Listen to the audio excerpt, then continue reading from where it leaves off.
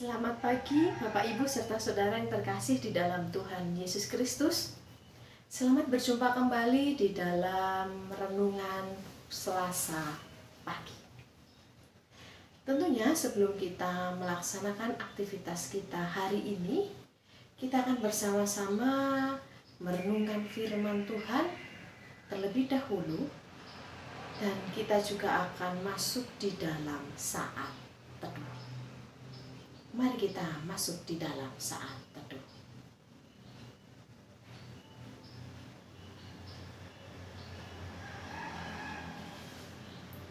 Saat teduh cukup.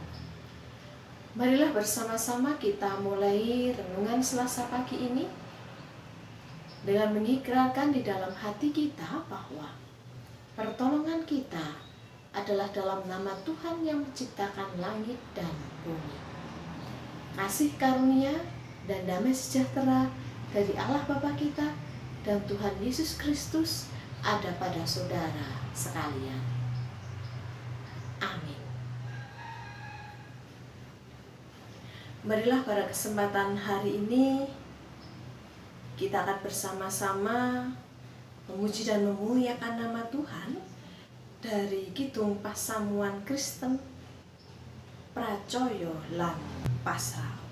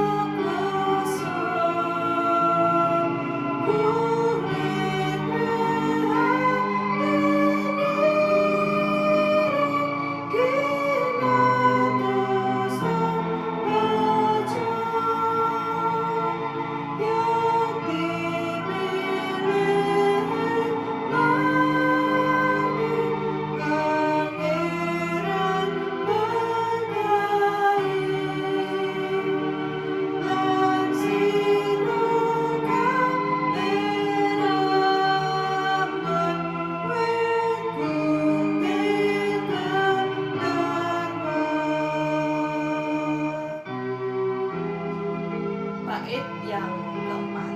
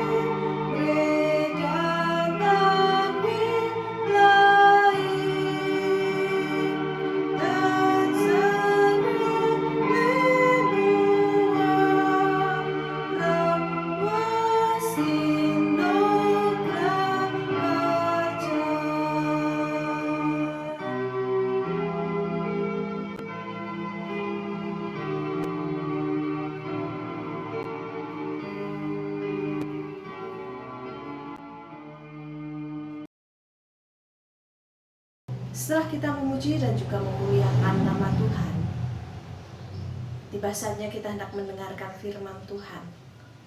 Namun terlebih dahulu, marilah kita bersama-sama menyatukan hati kita masuk di dalam doa. Mari kita bersama berdoa. Kami bersyukur Tuhan untuk setiap nafas kehidupan yang masih Engkau berikan di dalam kehidupan kami di hari-hari ini.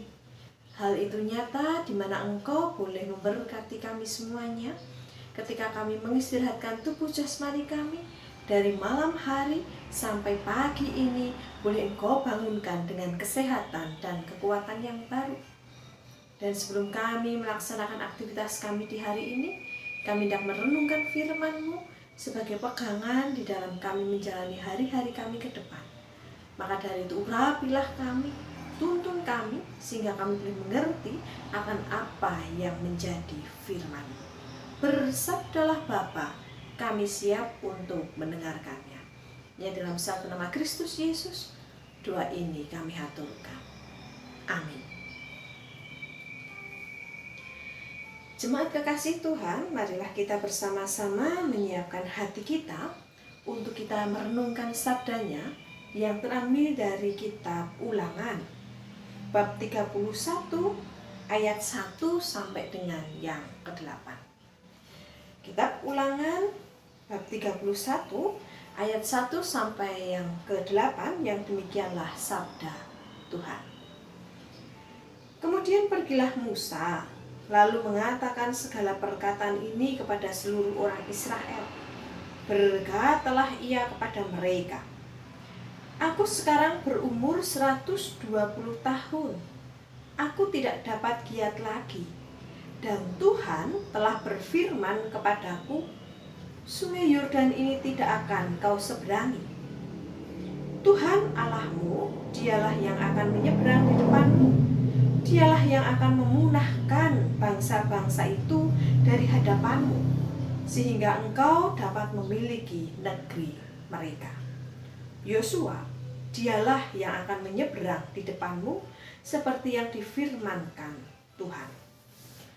Dan Tuhan akan melakukan terhadap mereka seperti yang dilakukannya terhadap Sihon dan Og, raja-raja orang Amori yang telah dipunahkannya itu, dan terhadap negeri mereka. Tuhan akan menyerahkan mereka kepadamu, dan haruslah kamu melakukan kepada mereka tepat seperti perintah yang kusampaikan kepadamu. Kuatkanlah dan teguhkanlah hatimu. Janganlah takut dan jangan gemetar karena mereka. Sebab Tuhan Allahmu, dialah yang berjalan menyertai engkau. Dia tidak akan membiarkan engkau dan tidak akan meninggalkan engkau.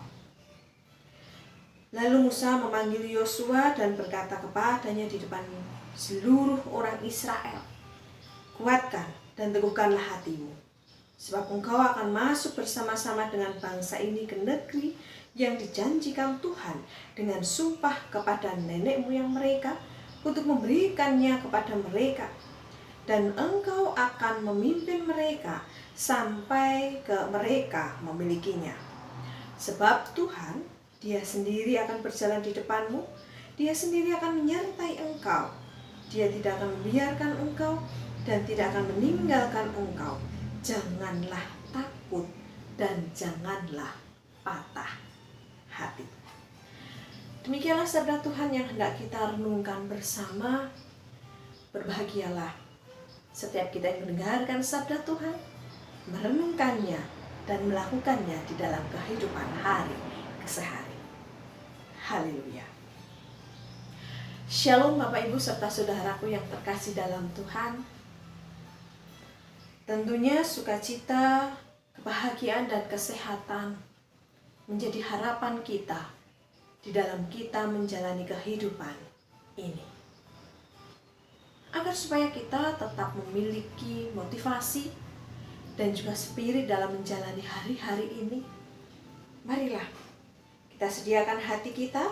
Kita akan merenungkan firman Tuhan lebih dalam melalui kitab Ulangan ini dengan sebuah tema, jangan kehilangan semangat. Jangan kehilangan semangat.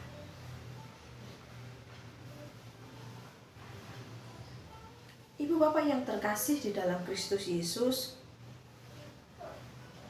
tentunya kita semuanya tahu bahwa semangat adalah modal bagi seseorang dalam menjalani hidup-hidup di dunia ini. Semangat itu menjadi hal pokok ketika seseorang menjalani dan melanjutkan perjuangan hidup saat ini. Mengapa? Karena kalau kita bersama-sama menyadari tanpa adanya semangat di dalam hidupnya, Tanpa adanya semangat di dalam hati mereka, hidup itu bagaikan sebuah sepeda motor tanpa adanya bensin.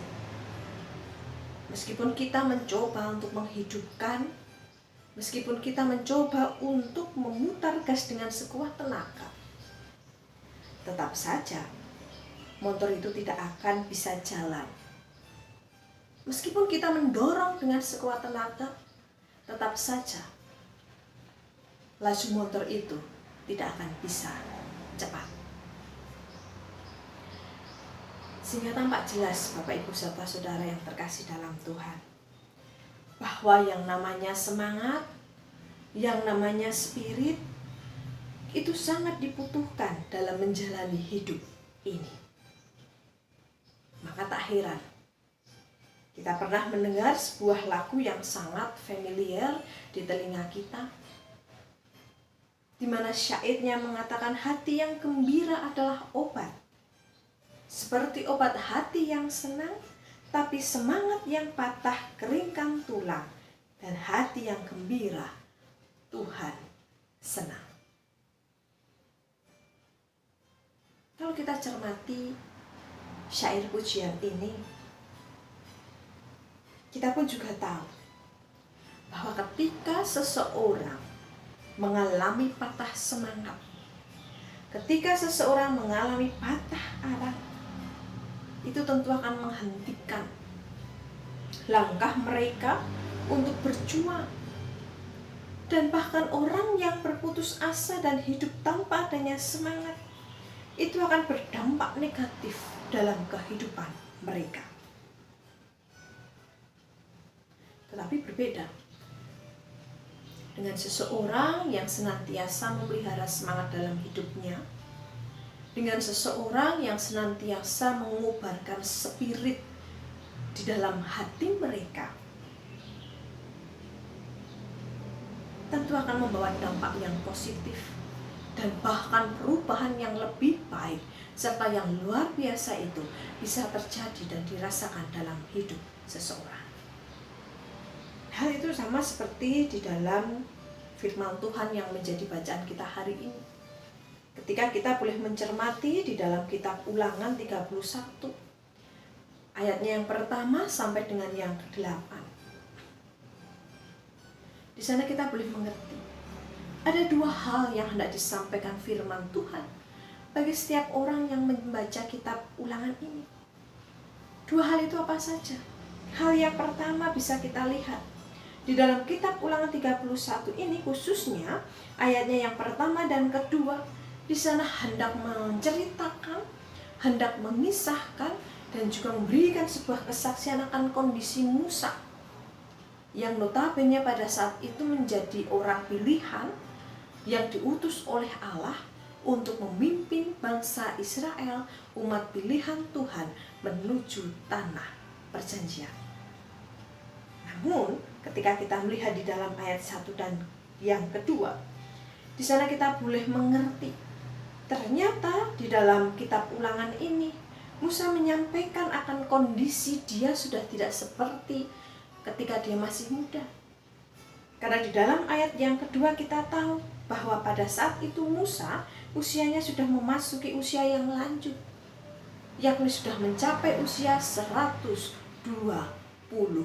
tahun. Kita bisa membayangkan usia 120 tahun itu bukan usia yang muda lagi. Dan di sana Musa juga menyadari akan kondisi dan juga berkeberadaannya. Di usia yang sudah 120 tahun, Musa itu merasa bahwa dirinya itu sudah tidak giat lagi. Dan bahkan Musa juga mendapatkan firman Tuhan bahwa sungai Yordan yang diberikan padanya itu tidak akan diseberangi oleh Musa. Dari firman Tuhan ini hendak memberikan pencerahan kepada Musa bahwa ketika Musa sudah usia lanjut, sudah mencapai usia 120 tahun dan sudah tidak bisa giat lagi, di sana Allah telah menyiapkan penggantinya untuk melanjutkan perjalanan umat pilihan Allah menuju tanah perjanjian. Dan yang menggantikan Musa adalah Yosua. Melalui Yosua inilah Allah hendak menyatakan penyertaannya yang sama. Allah hendak menyatakan janji dan juga kehendaknya melalui Yosua. Dan melalui Yosua inilah Allah memberikan sebuah tanggung jawab untuk menuntun bangsa Israel, mendampingi umat pilihan Tuhan sampai menuju ke tanah yang menjadi janji Allah kepada umat saat itu, yakni tanah Kanaan. Menceritakan, mengisahkan tentang kondisi Musa yang sudah tidak giat lagi karena usia yang sudah lanjut, namun Allah telah menyiapkan pengganti untuk melanjutkan perjalanan menuju tanah perjanjian, yakni melalui Yosua. Lalu warta yang kedua yakni ketika Musa menceritakan akan kondisinya dan juga sabda yang diterimanya dari Allah, maka di sana Musa memberikan sebuah ajakan kepada umat Israel untuk bisa mewujudkan dua hal di dalam hidup mereka. Hal yang pertama yakni umat Israel diajak untuk jangan takut dan jangan gemetar akan musuh-musuh mereka. Umat Israel juga diajak jangan takut dan jangan gemetar meskipun di bawah kepemimpinan yang berbeda.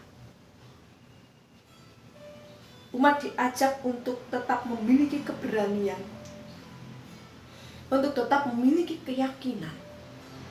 Meskipun kepemimpinannya itu atau orang yang memimpinnya itu sudah berbeda, tetapi mereka diajak untuk tetap memiliki keberanian, untuk tetap memiliki sebuah keoptimisan.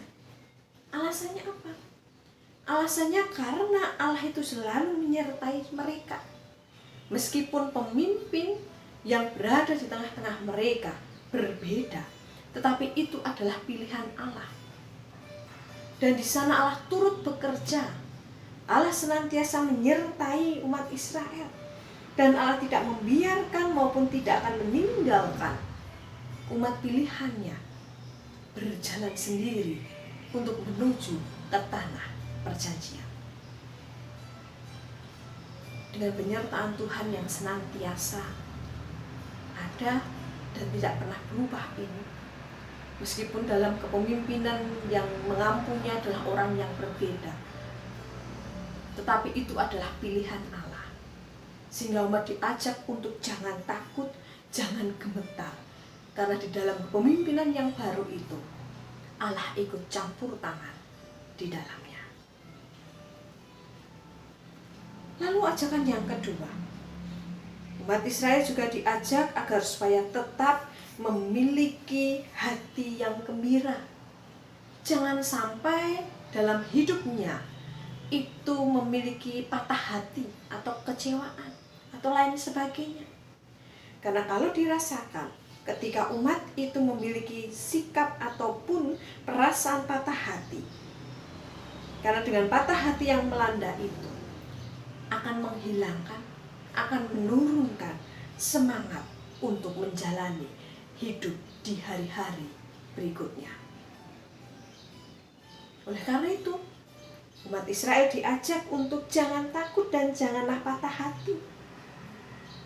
Mereka diajak untuk tetap memiliki semangat di dalam hidupnya. Karena dengan semangat itu bisa menjadi kekuatan yang baru, bisa menjadi tenaga untuk mereka terus berjuang sampai menuju ke tanah perjanjian. Nah, Ibu Bapak serta saudaraku yang terkasih di dalam Tuhan Yesus Kristus, begitu pula dengan hidup kita saat ini. Apalagi di dalam merebaknya serta melonjaknya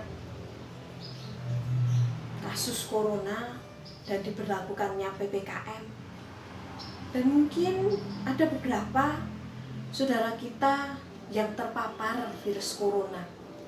Mereka harus isolasi mandiri di rumah mereka ataupun di tempat yang telah disediakan oleh pemerintah ataupun di rumah sakit. Melalui firman Tuhan hari ini, kita bersama-sama diberi motivasi, kita bersama-sama diberi semangat.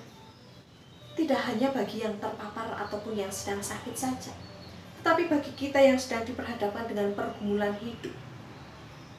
Kitab Ulangan 31 ayat 1 sampai dengan yang ke-8.